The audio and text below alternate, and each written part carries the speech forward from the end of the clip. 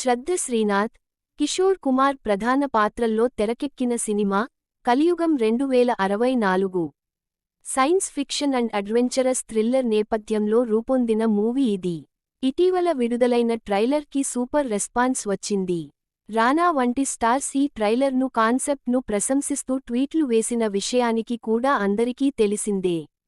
దీంతో సినిమాపై ఆడియన్స్ దృష్టి పడింది.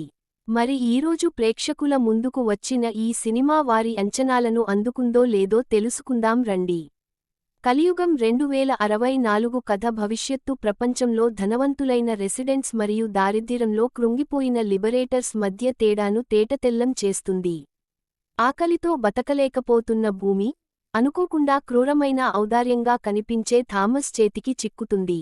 శ్రద్ధ శ్రీనాథ్ భూమిగా తన నటనతో ఆకట్టుకోగా, ఇనియన్ సుబ్రమణి థామస్ పాత్రలో భయానకమైన వాస్తవాన్ని చూపించాడు. ప్రమోద్ సుందర్ డైరెక్టర్ మంచి ఐడియాతో ముందుకొచ్చినా, దాన్ని తెరపై పూర్తిగా చూపించలేకపోయాడు. కానీ కె.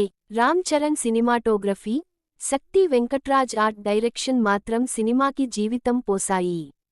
కొన్ని కథలు ఆలోచన వరకు చాలా బాగుంటాయి. కలియుగం 2064 కూడా ఆ తరహా చిత్రమే. చాలా ఆలోచనలున్నాయి, చాలా ఆశయాలున్నాయి. అయితే దర్శకుడు స్క్రీన్ ప్లే ఇంకాస్త గ్రిప్పింగ్గా రాసుకుని ఉంటే బాగుండేది.